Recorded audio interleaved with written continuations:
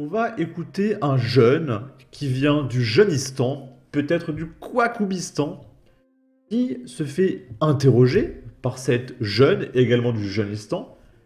Elle va lui demander: qu'est-ce que tu ferais si le monde devait s'éteindre dans 24 heures et que tu devais réaliser tes rêves les plus fous?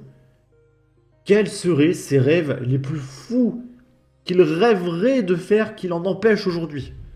À votre avis, c'est quoi? Être riche, partir à l'aventure, faire du saut en parachute, déclarer sa flamme à la femme qu'il aime? Qu'est-ce que c'est? On va écouter ça. Hello, c'est Queen Bee, je suis avec. Hein? Je suis avec. Alors, regardez, il y a écrit abonnez-vous ici, hein, d'accord? Donc, abonnez-vous, les copains, pour ce contenu qualitatif, d'accord?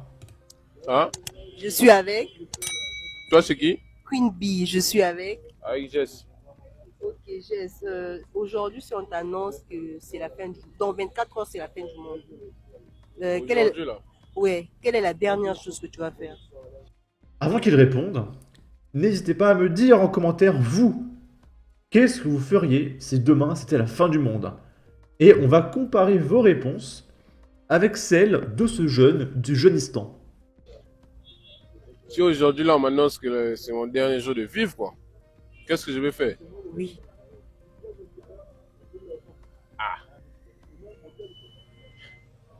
Je vais faire ce que j'ai jamais fait. Genre, Je vais braquer les banques. Il va braquer des banques. D'accord. Et c'est pas fini. Je vais tuer les gens. C'est le dernier jour, non? Il va tuer les gens. C'est son rêve le plus fou. Si demain il devait mourir, il va partir braquer des banques et tuer des gens. C'est son rêve. Et vous voyez, le pire, c'est que t'as la nana qui l'interview à côté. Elle est en mode ouais, d'accord, oui, très bien, pas de souci. Elle est même pas choquée, hein, c'est normal. Dans leur communauté, c'est tout à fait normal de se dire qu'on va tuer des gens. Ce que j'ai jamais fait. Je vais faire ça. Toi, d'abord, qu'est-ce que tu n'as pas encore fait? Et là, je vais devoir couper, il reste 20 secondes. Mais en fait, il va dire qu'aussi, après avoir tué les gens, ce qu'il aimerait beaucoup faire, c'est un mot qui commence par V. Et il veut le faire à plein de personnes féminines. Vous voyez ce que je veux dire? C'est son rêve. Ce serait incroyable d'aller dans la rue, de tuer tout le monde, de faire des V, etc. C'est trop bien. D'accord? Et c'est... On est en France, hein, il est français. Hein. C'est génial. Je veux qu'on en importe plus. En plus, tout à l'heure, j'ai rempli ma fiche d'imposition et je suis heureux de savoir que mes impôts vont financer son RSA pour payer sa chaîne en or et son verre de bière, d'accord? C'est génial, les copains. Soyez fiers de cotiser. Bon, ici, c'est un mec, je sais pas s'il est musulman ou pas, mais il va parler de la femme voilée du Géox et il va défendre les Français. Et ça fait plaisir. Il y en a plein qui défendent les Français. Hein. Je vais y arriver. La jeune sœur que vous voyez là, elle s'est fait renvoyer d'un magasin Géox. Elle était intérimaire dans la ville de Strasbourg, en France. Et elle s'est fait renvoyer pourquoi? Parce qu'elle portait un voile quand elle est allée au travail. Et c'était même son premier jour de travail d'ailleurs déjà. Je tiens à dire ici que le problème des personnes de couleur qui vivent en France, c'est qu'ils pensent connaître leurs droits. Il y a l'autre là-bas, il s'était fait enfoncer une matraque dans le derrière parce qu'il pensait connaître ses droits devant des policiers. Moi, je vais vous dire un truc. Hein. Quand vous partez quelque part, ou bien que vous vivez dans un pays, conformez-vous aux règles de ce pays-là et vous n'aurez jamais de problème. Vous n'aurez jamais de problème. Pourquoi? Parce que si ces problèmes insistent à venir sur vous, qui êtes conforme aux règles, c'est le peuple qui fera votre problème. Est-ce que c'est trop difficile à comprendre? Il faut respecter les règles des pays dans lesquels tu viens. Supposons, moi, je vais aller en Corée du Nord, parce que je pète un câble, et qu'on me dit, bah, il faut prier Kim Jong-un tous les matins. Bah, je vais le faire, parce que sinon je suis mort, parce que c'est les règles du pays, même si je suis pas content. Et si je suis pas content, bah, j'avais qu'à pas venir en Corée du Nord. D'accord? C'est le peuple qui vous défendra. Tu ne peux pas te lever, tu vas dans une structure privée, un monsieur qui travaille sous licence Geox, qui paye des royalties et qui est censé te donner un salaire à la fin du mois. Tu ne peux pas lui dire comment il va fonctionner dans son magasin. C'est impossible. Puis en plus, les règles en France, c'est pas la Corée du Nord, hein. C'est juste, ne pratique pas ta religion sur ton lieu de travail. Est-ce que c'est trop demandé? Ça a l'air trop demandé, hein. On dit, le port du voile au boulot, ils n'en veulent pas. Tu veux travailler là-bas, tu te conformes aux règles. Tu ne veux pas, tu sors. Tu peux pas vivre de la religion. La religion va payer tes factures, ça va te payer à manger, ça va te payer ton transport, tes habits et tout. Oui. Parce que vous êtes dans un pays où on vous dit des choses tous les jours, vous voulez montrer que vous êtes trop religieux. Trop religieux plus que qui. Il y a des gens là qui partent, qui font toutes leurs sourates, qui prient tous les jours. Mais tu ne peux même pas connaître leur religion si ce n'est pas la marque de prière qu'ils ont sur le front. Parce que de nos jours, disons-nous les vérités, la religion est devenue un outil de propagande. Il y a des gens que parce qu'il est musulman, ils pensent qu'il a accès à certains droits ou à certains privilèges à cause de sa religion. Déjà d'abord, le fait que tu crois, c'est pour toi, hein, c'est pas pour les autres, c'est pour toi d'abord.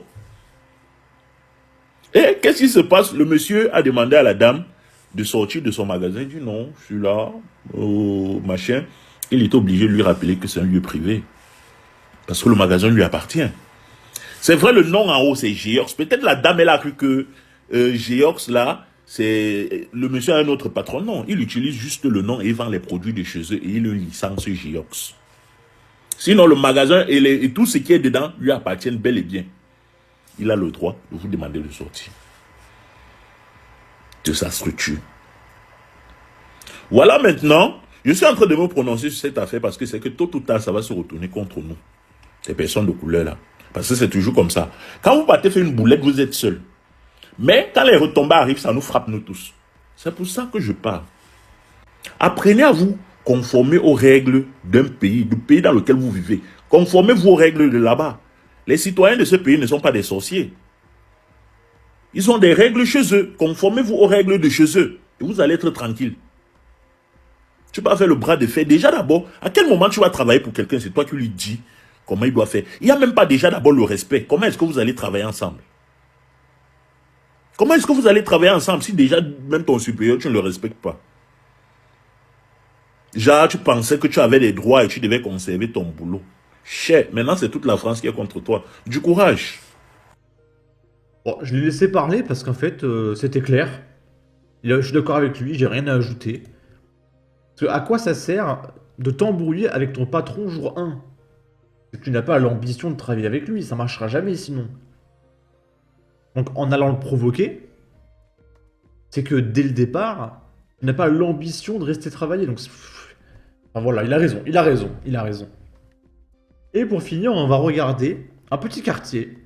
C'est un internaute qui partage, un internaute ivoirien, d'accord? Un internaute ivoirien, qui lui-même est choqué, et qui dit qu'il y a des quartiers en France qui ne sont clairement pas en France. Et donc là, on est en France, c'est un petit marché à la sauvette, j'ai l'impression. La totalité des femmes sont voilées, à part peut-être celle qui est là, et encore je suis pas sûr parce qu'elle est loin. Et j'ai l'impression que c'est des barbecues sauvages. Là, il y a du lait Eco Plus dans une bouteille cristalline. Ça a l'air délicieux. Et le mec cuit son barbecue sur un bidon de peinture ou je sais pas quoi, d'accord?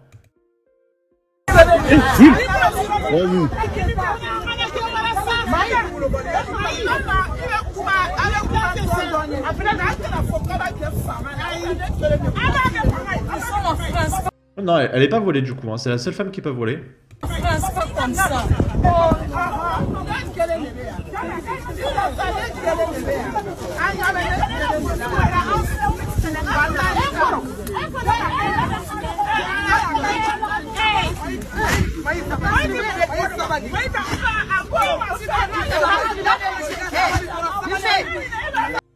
Honnêtement, je saurais même pas vous dire si elles se disputent ou pas. Parce qu'elles ont l'air de crier, mais en même temps...